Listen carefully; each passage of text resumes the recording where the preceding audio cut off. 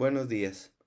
Antes que nada quiero agradecer a los organizadores del curso por la invitación y solo quiero recordarles que el corazón late aproximadamente 100,000 veces durante un día. Imagínense durante un año o durante una vida. En esa vida tiene que mantener un ritmo adecuado y adaptarse a la frecuencia necesaria que las actividades que estemos realizando requieran, ya sea correr, hacer ejercicio, levantar peso o simplemente descansar. Todo esto lo realiza en automático. Pero ¿qué pasa cuando esa frecuencia o ritmo se alteran? Esa oficialmente es la definición de arritmias. Y en esta clase vamos a hablar de aquellas más frecuentes que se enfrentarán ustedes en los siguientes años en la clínica. Yo soy Raúl Chávez Fernández, residente de cuarto año del Instituto Nacional de Nutrición en el área de medicina interna. Los objetivos de la clase serán repasar las características del electrocardiograma que más fácilmente nos ayudarán a identificar una arritmia. Y posteriormente, por medio de casos clínicos, hablaremos sobre las arritmias más frecuentes que hay en nuestra práctica. Como mencionamos, una arritmia es una alteración ya sea en la frecuencia o en el ritmo de los latidos del corazón. Estas pueden interrelacionarse y ser tanto alteraciones de frecuencia como alteraciones del ritmo. Pero generalmente cuando hablamos de frecuencia la dividiremos en taquiarritmias o bradiarritmias y cuando hablamos del ritmo en aquellas que son regulares o irregulares. Recordando los temas que ya vieron, el corazón depende de un sistema eléctrico. Ese sistema eléctrico inicia en la aurícula derecha a nivel del nodo sinusal y se representa en el electrocardiograma por medio de la onda P. Inicia la descarga eléctrica, se transmite el impulso por los haces internodales y finalmente llegan hacia el nodo AB. En ese nodo AB tiene que haber un retraso en la conducción, que está representado por el intervalo PR, que normalmente debe durar entre 0.12 y 0.2 segundos. Posteriormente, el impulso baja hacia el haz de His y ahí se divide en una rama derecha y una rama izquierda y finalmente en las fibras de Purkinje que llevan a cabo la despolarización ventricular. Eso está representado en el electrocardiograma por medio del complejo QRS. Finalmente, la repolarización ventricular ocurre en la fase 3 del potencial de acción y se ve representado por la onda T. Finalmente, el intervalo QT representa la despolarización y repolarización ventricular. Todas estas son claves importantes para la interpretación del electrocardiograma. ¿Qué tan malos somos interpretando electros? En esta revisión sistemática y metaanálisis publicada en JAMA, evaluaron a diferentes grados de tanto estudiantes de medicina como residentes médicos de base y cardiólogos y determinaron que realmente no somos tan buenos interpretando electrocardiograma. Aproximadamente la precisión para la interpretación va desde un 42% en los estudiantes de medicina hasta un 75% en los cardiólogos. Si bien esto muestra que necesitamos mejorar nuestras habilidades para la interpretación del electrocardiograma. Y es aquí donde hay que ver esta imagen en la cual se pidió a diversos hombres que mencionaran qué es lo que estaban palpando. Ellos estaban cegados y bueno, cada quien da su interpretación. Unos decían que estaban con una cuerda, otros con una serpiente, otros con un árbol y finalmente era un elefante. Y esto representa que nosotros debemos ver un todo para poder interpretar un electrocardiograma. No podemos solamente centrarnos en mirar una cosa porque se nos pueden ir muchos detalles a la hora de la adecuada interpretación. ¿Cómo se interpreta un electrocardiograma? Como saben, se debe llevar un proceso sistemático para su interpretación. Esto va desde el ritmo, la frecuencia, el eje cardíaco, la onda P, el complejo QRS, la onda T, el segmento ST y los diferentes intervalos que ya vieron en clases previas. Esto nos lleva a una adecuada práctica clínica y lo tenemos que hacer con cada electrocardiograma que recibimos. Algunas perlas importantes en la interpretación del electrocardiograma que probablemente ya vieron es que el ritmo sinusal se determina que cada complejo QRS esté precedido de una onda P. Esta onda P tiene que ser positiva en 2,3 y ABF y negativa en ABR. Otro dato importante es que el intervalo PR debe durar, como lo comentamos, de 120 a 200 milisegundos. La frecuencia cardíaca se puede establecer ya sea con ese método de 300, 150, 175 o el método que yo prefiero, que es calcular dividiendo los 1500 entre el número de cuadritos entre RR. Y el intervalo QT siempre se tiene que corregir porque este depende parte de la frecuencia cardíaca. Para empezar el primer caso, vamos a hablar de una mujer de 90 años que tiene antecedentes de diabetes, hipertensión e insuficiencia cardíaca con FEBI disminuida. Ella toma metformina, glibenclamida, enalapril, espironolactona y metoprolol. Desde hace 3 días la familiar menciona que la paciente se queda dormida por lapsos de 1 minuto. Lo atribuyó a que estaba cansada. Sin embargo, ellos observaron que el día de hoy presentó movimientos tónico-clónicos en las 4 extremidades y que estos duraron durante 2 minutos. Tuvo durante el episodio pérdida de esfínteres y cianosis peribucal, por lo cual se alarmaron y la trajeron a la sala de urgencias. En la parte de los expedientes de la paciente podemos ver que tiene este trazo del 3 de enero de 2014. Les voy a dar unos segundos para ver qué pueden observar.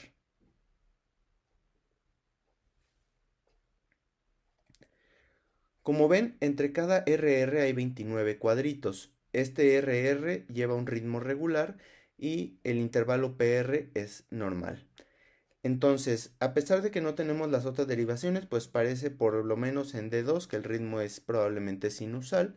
La frecuencia, como quedamos, la dividimos 1500 entre 29, por lo cual tiene una frecuencia de 51. El eje cardíaco, pues al no tener otras derivaciones, no es valorable. Y la onda P, el QRS y T tienen duración y morfología normal. Y el intervalo QT corregido mide 369 segundos. Entonces estamos ante un electro de bradicardia sinusal.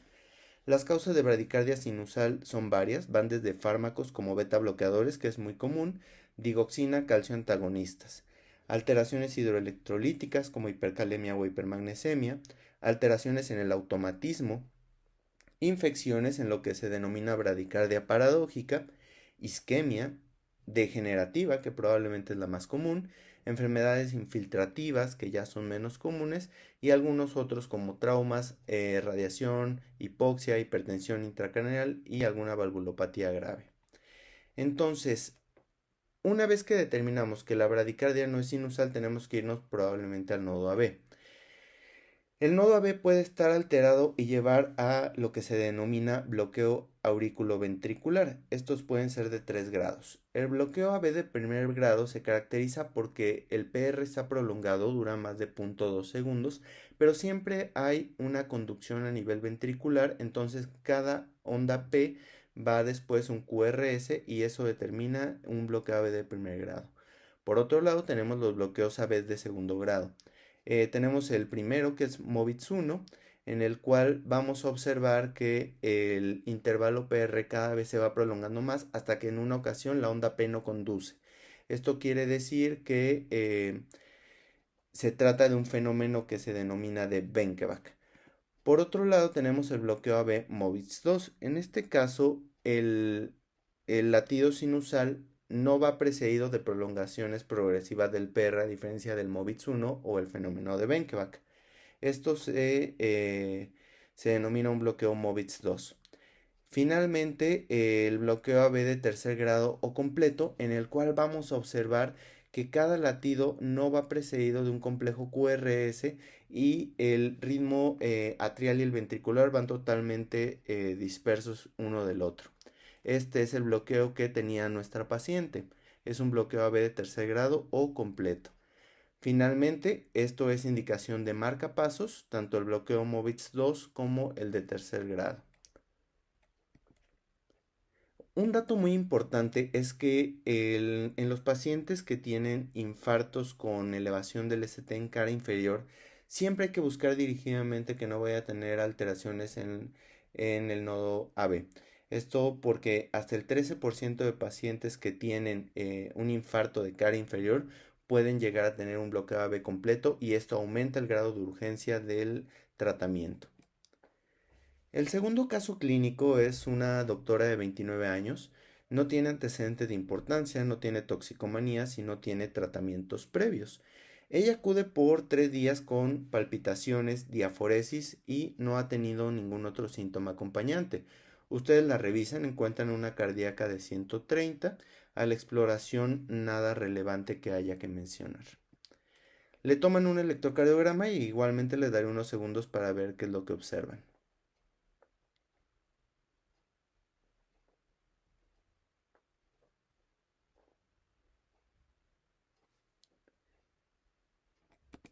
Entonces, si bien se trata de una taquicardia, más adelante regresaremos a este electrocardiograma. Para clasificar las taquicardias tenemos que mencionar que hay aquellas que tienen un complejo QRS estrecho menor de 0.12 o un complejo QRS ancho mayor de 0.12 segundos. Estos son 3 cuadritos. Lo más importante en el abordaje de las taquicardias siempre va a ser empezar por esto, aquellas que tengan el complejo QRS estrecho o ancho, porque eso va a determinar el tipo de manejo que vamos a darle al paciente. Para empezar, vamos a hablar sobre las taquicardias de complejo QRS estrecho. Entonces, este algoritmo remarca cómo debemos de abordarlas. Primero que nada, debemos ver si el ritmo es regular o irregular. Ver cómo están distribuidos los intervalos RR para determinar si es una o la otra. Ya que determinamos primero que nada que el ritmo es regular, como en este caso, vamos a ver si la frecuencia atrial es mayor que la ventricular, es decir, hay más ondas P antes de cada QRS. Si la respuesta es que sí, se trata de un flóter atrial o de una taquicardia atrial. Si la respuesta es que no, tenemos que ir al intervalo RP. Aquí es donde se empieza a complicar un poco el asunto, porque ¿qué es el intervalo RP? Porque de eso va a depender si nos vamos hacia un extremo del algoritmo o hacia el otro. Primero que nada, quiero que observen que hay aquellas que el intervalo RP es mayor que PR, como las taquicardias por reentrada, las taquicardias atriales, las taquicardias recíprocas permanentes de la unión o la taquicardia sinusal. Y finalmente las de intervalo RP menor que PR, que son las que abordaremos primero. Entonces, ¿qué es ese misterioso intervalo RP?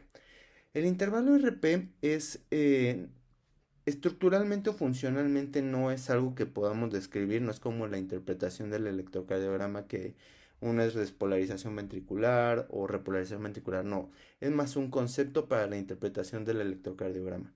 Entonces, el RP, vamos a ver primero que nada dónde está el complejo QRS. Observan aquí en la parte de la izquierda que aquí tenemos los diferentes QRS. En este vamos a ver que el tiempo que pasa entre el complejo, entre la onda R y la aparición de la onda P es menor que el tiempo que hay entre la onda P y el siguiente complejo QRS o la onda R. Esto nos hablará de que la taquicardia es de un intervalo RP menor que PR. Por otro lado, si vemos que aquí está la onda P, acá está el complejo QRS y el intervalo PR es menor que el intervalo RP, que es el que vemos de acá, de la onda R hasta la onda P, será el otro grupo de taquicardias. Entonces, primero vamos a hablar sobre las taquicardias que tienen el RP menor que el PR. Entonces, en este caso podemos observar que en la parte de B1 podemos observar aquí algunos complejos que parece que son ondas P que se sobreponen en algunos complejos QRS. Vemos que el ritmo es regular totalmente, no hay ninguna parte donde sea irregular, no hay supra o infradesniveles en este electrocardiograma. Y finalmente, pues se trata de una taquicardia supraventricular con reentrada en el nodo AB típico. Generalmente este electrocardiograma podemos observar que en los QRS se alcanza a ver en la mayor parte de veces la onda P. Sin embargo, hay veces que no es posible valorarlo y se determina por medio de estudios electrofisiológicos. Por otro lado, tenemos la taquicardia supraventricular por vía accesoria ortodrómica, que es una de las variantes que probablemente ya vieron en el síndrome de preexcitación.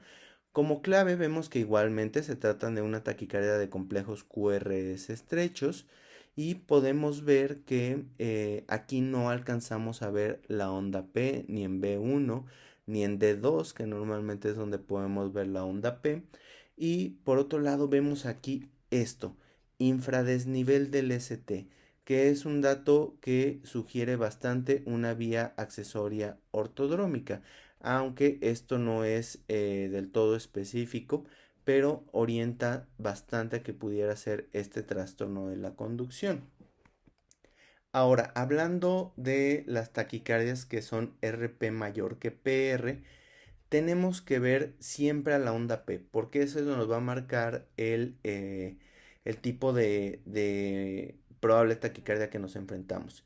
Si es positiva en las derivaciones inferiores, que son 2, 3 y ABF, probablemente se trate de una taquicardia atrial. Sin embargo, o puede ser también sinusal. Sin embargo, si observan que la onda P es negativa en derivaciones inferiores, se trata de una taquicardia por reentrada del nodo AB lenta rápida, que es mucho menos frecuente que la típica, o una taquicardia recíproca permanente de la unión.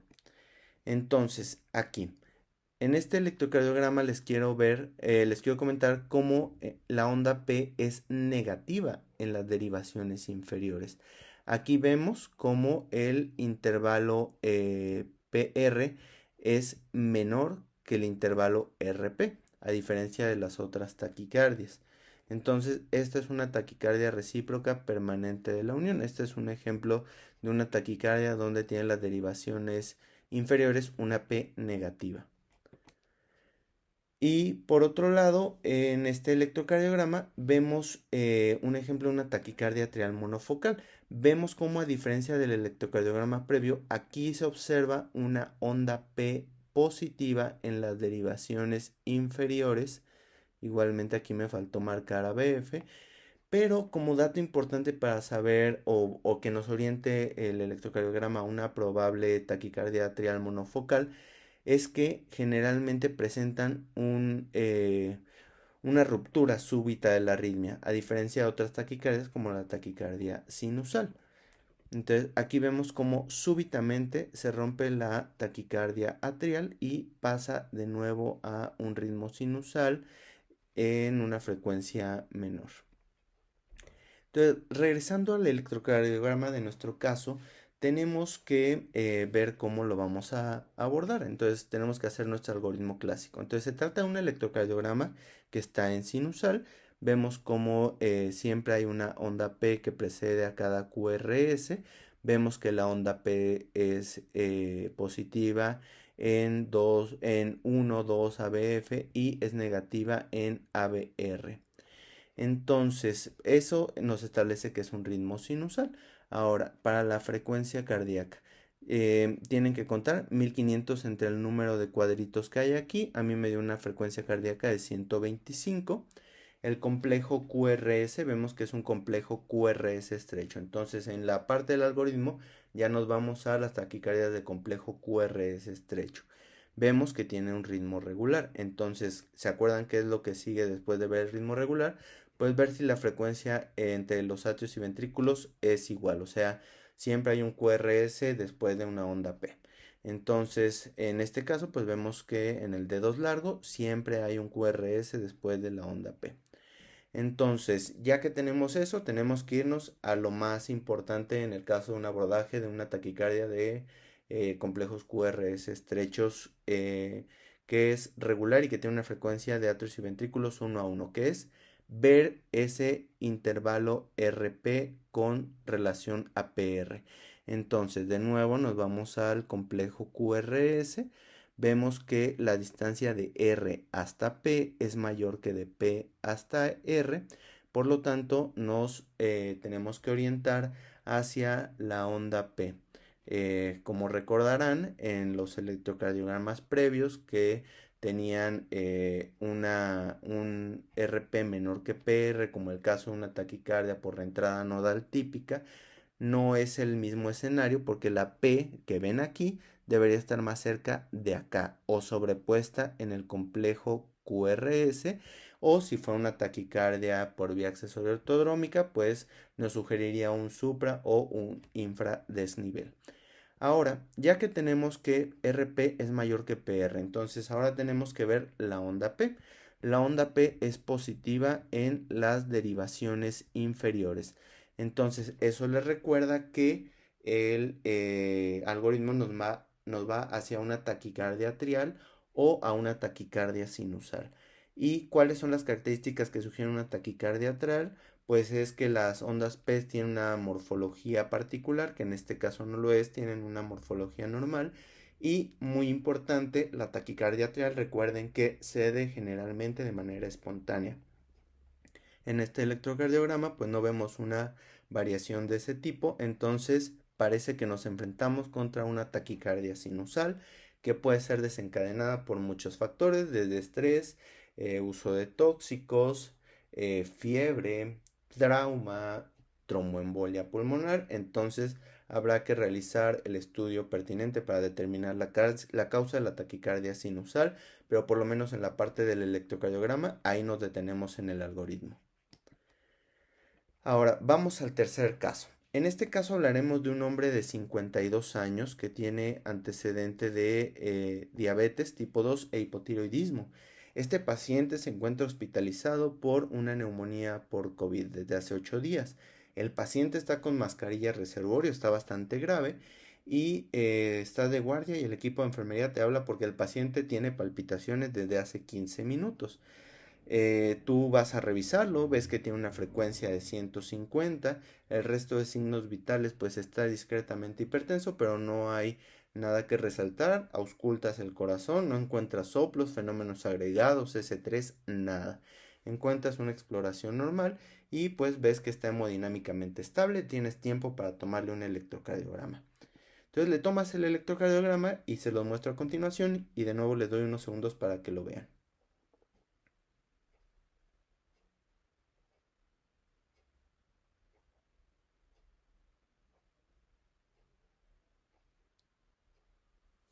Aquí en este caso quiero que vean particularmente el patrón de las ondas P, que aquí se ven mucho mejor en ABF.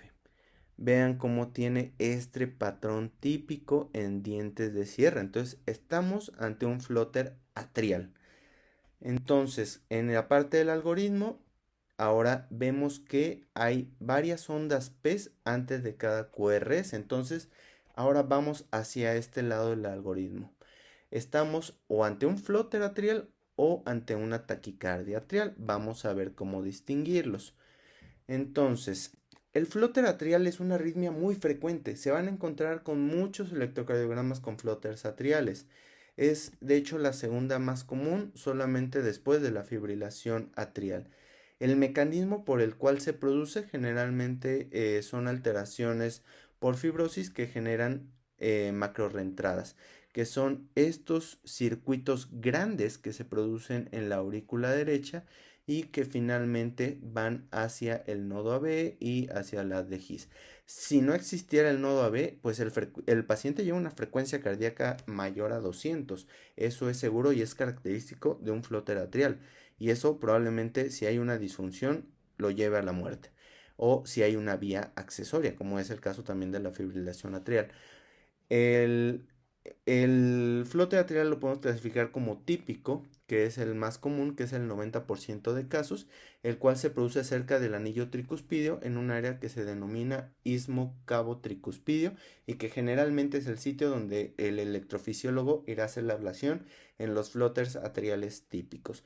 O hay otros que se denominan atípicos, que son mucho más infrecuentes, menos del 10%, en la cual la macrorreentrada se genera a nivel del atrio derecho o en alguna zona fuera del istmo cabo-tricuspidio. El tratamiento, ahorita no hay que entrar en detalles, generalmente se va a un control de los síntomas y evitar que vayan a generar los pacientes enfermedad tromboembólica, anticoagulándolos en caso de ser candidatos. Entonces, el flóter atrial típico lo podemos ver en dos maneras. El flóter atrial típico antihorario, que es el más común, que es el que lleva este tipo de circuito eléctrico en el corazón, o el flúter atrial típico pero contrarreloj, que en vez de ir en esta dirección, iría en esta dirección. ¿Cómo distinguirlos en el electrocardiograma? Que eso va a ser una descripción mucho más fina a la hora de su interpretación. Es que el flúter atrial típico contrahorario, las ondas P son negativas en caras inferiores, 2, 3 y ABF. Vemos la isoeléctrica y vemos cómo la onda P va hacia negativo, a diferencia del flúter atrial típico horario, en el cual vemos como la onda P a partir de la isoeléctrica es positiva en derivaciones inferiores. Por parte del flúter atrial atípico no entraremos en detalles, ya que es mucho menos frecuente y la mayor parte de veces se necesita estudios electrofisiológicos para determinar el área donde se genera esa macrorreentrada a nivel de los atrios. Aquí vemos otro electrocardiograma, bueno, el trazo de una derivación en el cual ustedes van a observar y, bueno, van a decir, la arritmia más común es el flúter atrial. En la parte del algoritmo vemos que es una taquicardia de complejos QRS estrechos y vemos que hay dos ondas P aquí, dos ondas P acá y pues, dirían es un flúter atrial. Sin embargo, acuérdense de ese patrón de dientes de sierra en la cual el flúter atrial rara vez regresa a la isoeléctrica. Y aquí hay una isoeléctrica bien marcada. Esta es la diferencia y aquí estamos ante una taquicardia atrial. En la taquicardia atrial vamos a ver esta isoeléctrica a diferencia del flúter donde generalmente no hay esta línea isoeléctrica. Entonces, regresando al caso del paciente, pues tenemos que no es un ritmo sinusal.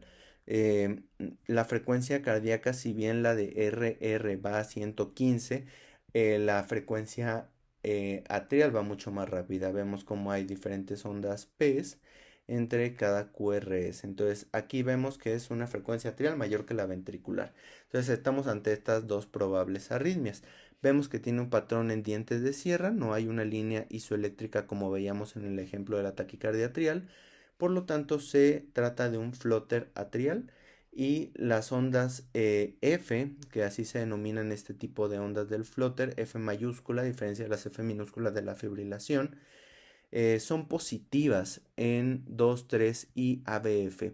Aquí vemos que está la isoeléctrica y entonces la onda P es positiva, positiva y positiva. Aquí vemos ligeramente una área isoeléctrica, pero vemos acá que probablemente solo sea un defecto de la toma del electrocardiograma y el diagnóstico es un flúter atrial típico generado, como vimos en el istmo cabo-tricuspidio, con sentido horario que es menos común que el antihorario, que tendríamos que ver de nuevo ondas P negativas en cara inferior.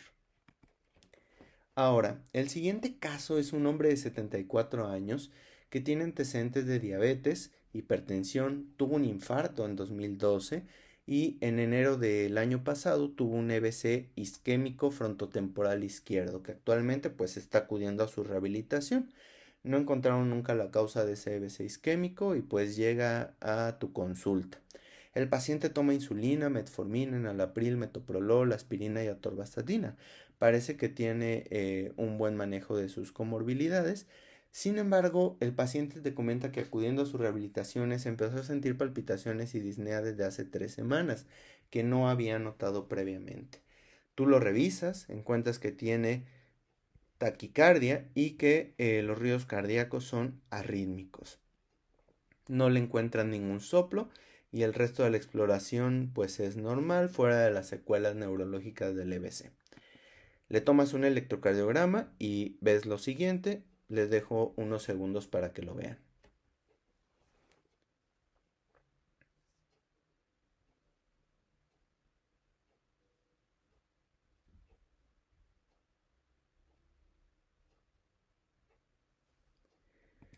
Entonces, ¿qué vamos a ver aquí? Vemos de nuevo que es una taquicardia de complejos QRS estrechos. Ok, entonces, primera parte, una taquicardia que tiene el complejo QRS menor de 0.12.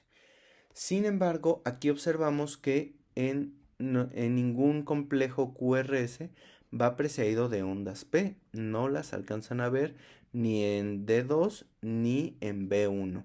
En B1 sí, tal vez en algunos casos se alcanza a ver discretamente, pero no es una onda P de morfología normal, claramente. Y por otro lado, tiene un ritmo irregular. Entonces, el diagnóstico aquí está muy fácil. El paciente tiene una fibrilación atrial que fue el desencadenante de su EBC probablemente. Entonces, la fibrilación atrial es la arritmia más frecuente constante que verán en la práctica clínica. La prevalencia va de 2.3 a 3.4% a nivel global. Esto quiere decir que esto se podría definir como una osteoartritis del corazón, de lo común que es.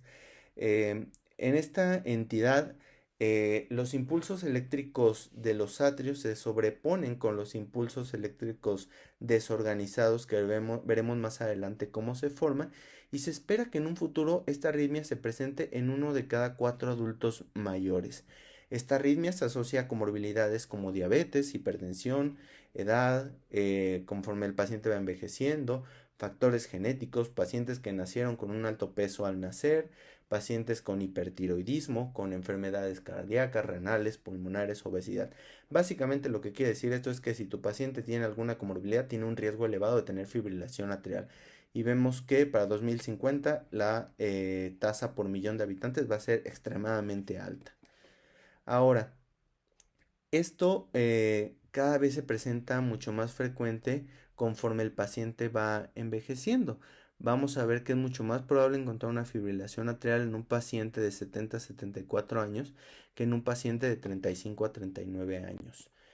¿Cómo se genera la fibrilación atrial? Normalmente pues tenemos latidos normales, ¿no? Que aquí está la onda P, el complejo QRS y la onda T.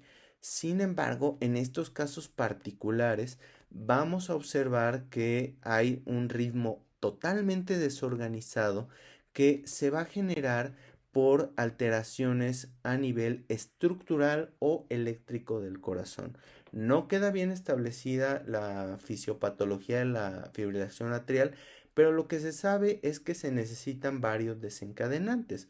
Uno de ellos es que hay una alteración estructural con áreas de fibrosis que pueden generar comunicación con los cardiomiocitos que son potencialmente excitables y generalmente producen estos llamados focos de rápida descarga, diversos focos a nivel de los atrios donde empiezan a ocurrir descargas eléctricas. Ven que esto es muy diferente a una macro reentrada que era un circuito grande a nivel del atrio derecho eh, que en la fibrilación auricular. Aquí son micro reentradas, son pequeños circuitos que se generan y que se perpetúan por mecanismos circulantes llamados rotores y que esto va a generar que sean circuitos continuos por los cuales se lleva a una generalmente perpetuidad de la fibrilación atrial. Sin embargo, hay algunos pacientes que no tienen alteraciones estructurales como dilatación de la aurícula izquierda o alguna otra situación así,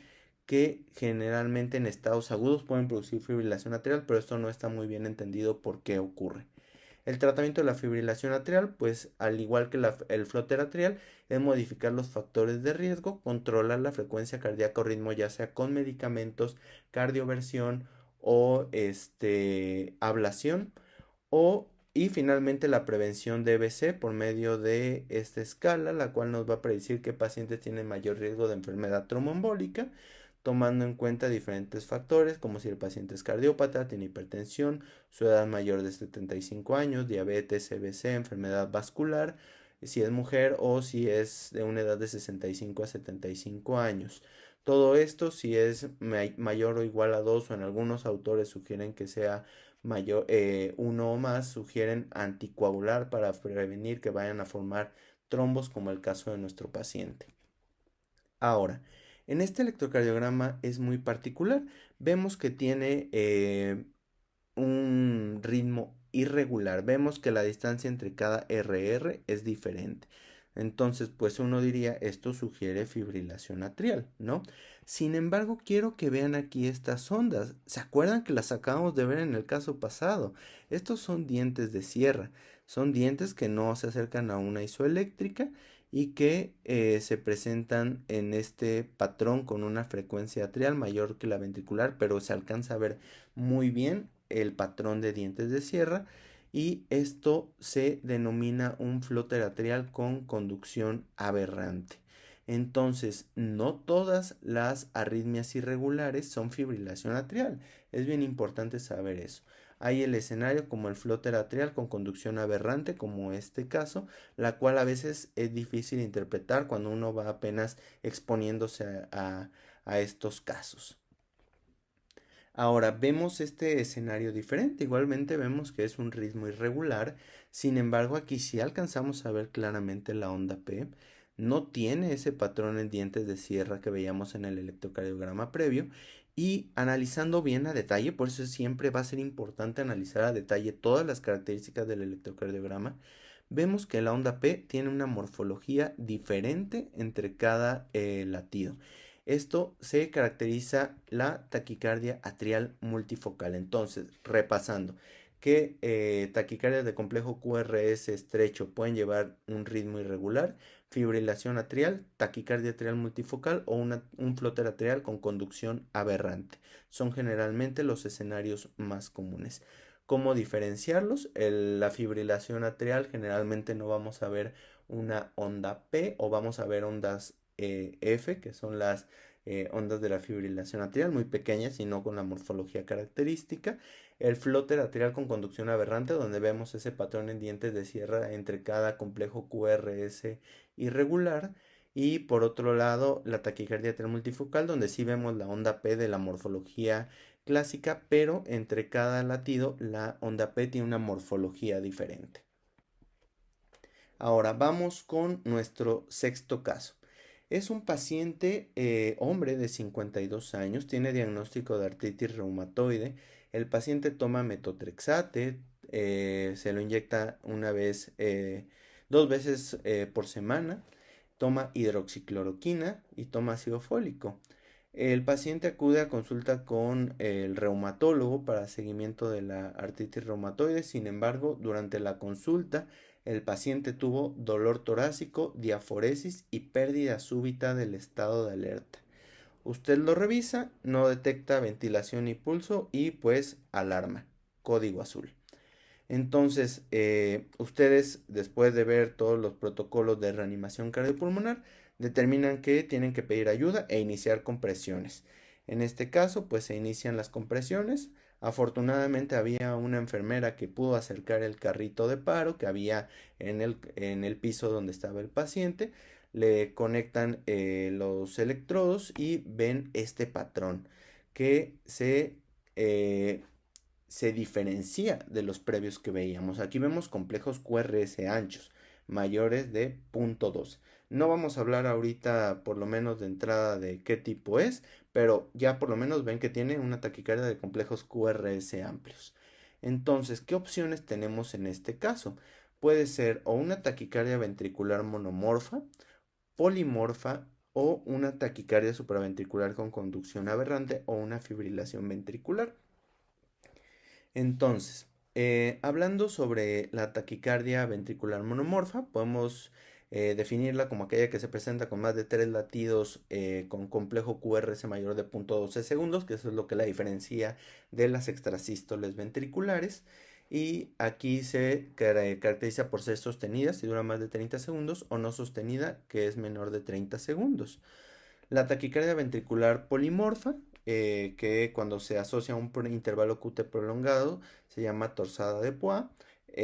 Y finalmente la taquicardia supraventricular con conducción aberrante, que aquí me van a decir, Raúl, pero tú acabas de decir que la taquicardia supraventricular generalmente se presenta con complejos QRS estrechos. Pues sí, pero así como el floater también puede tener conducción aberrante y ser irregular, también hay taquicardias supraventriculares que pueden tener un complejo QRS mayor de 0.12 segundos y más adelante veremos cómo identificarlas. Y finalmente el ritmo totalmente desorganizado, que es la fibrilación ventricular. Entonces, en este caso podemos ver una taquicardia ventricular monomorfa, vean los complejos QRS amplios, vean cómo son regulares y cómo todos tienen la misma morfología. Esto se denomina taquicardia ventricular monomorfa. Aquí tenemos, por otro lado, una taquicardia ventricular igual de complejos QRS anchos, pero vemos cómo cada una tiene un diferente tamaño. Esto se denomina una taquicardia ventricular polimorfa. Ahora, ¿qué nos puede llevar a una taquicardia ventricular polimorfa o a la torsada de Poix? Aquí vamos a ver que el intervalo QT corregido del que hablábamos hace rato, lo normal es que dure, dependiendo si es hombre o mujer, menos de 440 o 460 milisegundos. Pero cuando ese complejo intervalo QT corregido dura más de 500 milisegundos, el paciente tiene riesgo de tener una taquicardia ventricular polimorfa. Esto puede ser tanto por una causa congénita o adquirida. Lo más interesante es que el intervalo QT corregido se puede prolongar, como ya vieron, por diferentes medicamentos o trastornos hidroelectrolíticos que nos enfrentamos día con día. Vean medicamentos tan comunes como la cloroquina, la terlipresina, la citromicina, la claritromicina, que la dejan en muchos lugares como antibióticos, o quinolonas como ciprofloxacino o levofloxacino, que tanto gusta recetar a veces sin justificación, pueden prolongar el QT. Uno de los más comunes que verán en el uso hospitalario pues es el haloperidol, y tendrán que vigilar que el paciente no tenga prolongación del QT corregido. Y finalmente la fibrilación ventricular, que es totalmente desorganizado. Aquí no alcanzan a ver ni complejos QRS a veces, no alcanzan a ver si hay ondas P, no alcanzan a ver nada. Y pues esto oficialmente es un ritmo de paro. Entonces, regresando al caso que veíamos, tenemos que la taquicardia ventricular tiene complejos QRS amplios y que tiene diferentes morfologías. Entonces, nos enfrentamos a una taquicardia ventricular polimórfica que probablemente, estamos especulando, pudo haberse producido por la hidroxicloroquina que prolonga el intervalo QT. No lo sabemos, hubiera estado bien tener un electrocardiograma previo a este evento. Pero bueno, ustedes ya vieron al paciente, le pusieron los electrodos, vieron que tiene una taquicardia ventricular polimórfica y pues lo que determinan es desfibrilar. ¿Por qué? Porque no tiene pulso y están en una taquicardia ventricular. ¿Cuáles son los ritmos desfibrilables? Pues una taquicardia ventricular sin pulso y una fibrilación ventricular. Ahora, recordando de nuevo que hay una taquicardia supraventricular que puede tener complejos QRS amplios, aquí viene una de las preguntas más difíciles. ¿Cómo diferenciar una taquicardia ventricular como los escenarios que vimos previamente o una taquicardia supraventricular con conducción aberrante, que es aquella que dura más de 0.12 segundos? No es lo común, pero puede pasar. Entonces, cuando tengamos una taquicardia de complejos QRS amplios, que ya identificamos por esta duración mayor de 0.12, tenemos que el 80% van a ser taquicardias ventriculares, ya sean monomorfas o polimorfas. Sin embargo, hasta el 20% es supraventricular aberrante. Y el manejo va a ser bien importante, ya que si tratamos una taquicardia ventricular como una supraventricular aberrante y nos equivocamos, podemos afectar gravemente al paciente. Y este es el error de Don Quijote, lo que lo llevó a la locura, confundir los molinos con los gigantes. Entonces, tenemos que ser muy precisos a la hora de interpretar el electrocardiograma para distinguir si es una taquicardia ventricular o una supraventricular aberrante. Si no sabemos bien el algoritmo o tenemos dudas o algo, siempre supongan que es una taquicardia ventricular.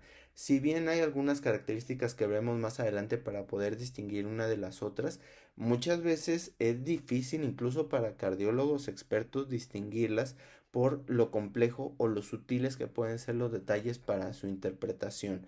Ahora, puede haber la situación que ustedes hagan un masaje vagal y revierta la taquicardia, pues eso hablará más de una taquicardia supraventricular aberrante, pero muchas veces o no se hace, o las taquicardias supraventriculares, incluso las normales, no responden al masaje carotidio o a cualquier maniobra de Valsalva para intentar revertir esta arritmia supraventricular. Y entonces, si no saben o desconocen cómo identificar una u otra, trátenla como una taquicardia ventricular. Ese es el consejo pues más importante que se deben de quedar de esta parte de la charla. Ahora, ¿por qué los molinos pueden parecer gigantes? ¿O por qué una taquicardia supraventricular haría unos complejos QRS estrechos? Aquí tenemos diferentes fenómenos que pueden generarlo. Uno es que tenga una taquicardia supraventricular el paciente, pero que además tenga un bloqueo de rama derecha y esto haga que se aumente la duración del complejo QRS. Esto se denomina fenómeno de Ashman. O puede ser que el paciente tenga una taquicardia supraventricular, pero tenga una conducción anterograda por una vía accesoria. No es raro ver pacientes con Wolff-Parkinson-White que además están cursando con una fibrilación atrial y que esto genera una taquicardia supraventricular de complejos QRS amplios. O finalmente, aquellos taquicardias supraventriculares que además tienen un trastorno hidroelectrolítico o que utilizan fármacos que alteran el periodo refractario del sistema His-Purkinje y que pueden afectar la duración del complejo QRS. Puede ser que el paciente tenga una hipercalemia de 9 y tener una taquicardia supraventricular, pero pues lo único que vamos a ver nosotros en el electrocardiograma van a ser o un ritmo ventricular o una taquicardia supraventricular de complejos QRS amplios. Entonces vamos a ver algunos detalles o algunas particularidades para poder identificarlos. En la parte de arriba tenemos un electrocardiograma que está con una frecuencia cardíaca pues aparentemente eh, no tan rápida y por debajo vemos como durante un periodo, este es el mismo paciente, tanto el electro A como el B, vemos como en un momento a otro se empieza a acelerar la frecuencia cardíaca y alcanza frecuencias cercanas a los 150. Vemos que tiene complejos QRS amplios y aquí un dato importante es que vean cómo el eje cardíaco en 1 ABF no cambia entre el paciente en una situación menos grave a una más grave y esto se asocia mucho más a una taquicardia de tipo supraventricular. La clave, si el eje no te varía menos de 40 grados, probablemente estás ante una taquicardia supraventricular. Em, Aquí en estos casos, pues estaría bien tener un electrocardiograma previo del paciente. Pero bueno, no es uno de los datos más fuertes para poder determinar qué es taquicardia ventricular o supraventricular y de hecho veremos que posteriormente ninguna de las recomendaciones lo marca. Ahora, puede que el paciente tenga algún latido de fusión, que vean cómo aquí va la taquicardia ventricular, tal, y acá vemos cómo aparece esto, que es el complejo QRS, aquí que parece que se metió durante la taquicardia ventricular, pero parece que como que se fusiona aquí con el periodo entre los latidos. Esto se denomina latido de fusión, que ocurre cuando hay una despolarización ventricular al mismo tiempo del impulso generado a nivel supraventricular. Esto es diferente a una línea de captura, que vemos aquí muy bien el complejo QRS entre los ritmos pues, ventriculares. En este caso, el latido de captura ocurre cuando el impulso sinusal pasa por el nodo AB y despolariza al ventrículo antes del siguiente latido ventricular. Y finalmente, todo esto es sugerente de una taquicardia ventricular. Entonces, si ustedes ven complejos QRS o metidos adentro del complejo ventricular o ven muy bien claro el complejo QRS aquí que ocurre entre los latidos, se denomina que el paciente lo más probable es que tenga una taquicardia ventricular. Y en este electrocardiograma nada más para remarcar que el paciente tiene una onda R dominante en ABR, que esto sugiere también una taquicardia ventricular. Ahora, por otro lado, el paciente que tiene una taquicardia ventricular también puede tener un bloqueo de rama. Entonces, ¿cómo diferenciar cuando el paciente tiene una morfología de bloqueo de rama? Aquí vemos cómo tiene estas orejas de conejo, ¿no? Que es el patrón RSR, ¿no? Y acá vemos que pues también tiene el mismo patrón, pero no es el mismo que este. Pero esta no es la clave principal. La clave principal es a nivel de B6. Entonces, siempre que vean un patrón de bloqueo de rama, váyanse a B6. Si el complejo R es mayor que S, como en este caso particular, que la R dura más que la S y tiene un patrón de bloqueo de rama en B1, esto se trata de una taquicardia supraventricular. Por otro lado, si ven que RS es, aquí vemos que R es menor que ES completo en B6, esto se trata de una taquicardia ventricular. Igualmente en el bloqueo de rama izquierda vamos a ver que parte de lo que depende de si es taquicardia supraventricular o ventricular va a ser la duración de R con respecto a S en B6, porque la morfología pues puede tener el paciente morfología de rama izquierda en B1 y esto no nos dice mucho, lo principal pues va a ser irnos a B6. Ahora, en este caso particular, el autor quiere mencionar que a nivel de B2 hay un patrón RS y que el complejo QRS dura más de 140 milisegundos, lo cual estos dos son signos sugerentes de una taquicardia ventricular. Otro dato que también nos orienta es la concordancia, que es que todos los complejos QRS vayan hacia el mismo lado, ya sea una concordancia positiva hacia arriba o una concordancia negativa hacia abajo. Todo esto es sugerente de una taquicardia ventricular o un síndrome de Wolff-Parkinson-White, pero lo más común es que sea una taquicardia ventricular. ¿Cómo diferenciarlo con Wolff-Parkinson-White? Pues veremos que en el Wolff-Parkinson-White normalmente cuando hay un ritmo sinusal podríamos ver la onda delta, o en el caso de que tenga generalmente, por ejemplo, los Wolff-Parkinson-White pueden tener una coexistente fibrilación atrial, que es lo que los lleva a estas taquicardias de complejos QRS anchos rápidas. Veríamos una irregularidad entre los complejos QRS, cosa que pues en estos dos ejemplos no se ve. Ahora, ya vimos que hay varios datos y de hecho hay muchos más. Yo les puse los más representativos para distinguir entre una taquicardia supraventricular de una ventricular. Pero pues ahora sí que si somos inexpertos o si el electro no es tan fácil interpretarlo, pues estamos en un dilema. Porque estamos en una situación en la cual no podemos distinguirlo. Y esto pues previamente era una cuestión muy importante a la hora de tratar las taquicardias de complejo QRS ancho. Y para esto se han creado muchísimos algoritmos. Algoritmo de Behlens, de Griffith, de Brugada, de Berekei y uno de los más recientes que es el tiempo de pico de la onda R en D2, que nos ayudarán a esclarecer un poco si es supraventricular aberrada o es ventricular.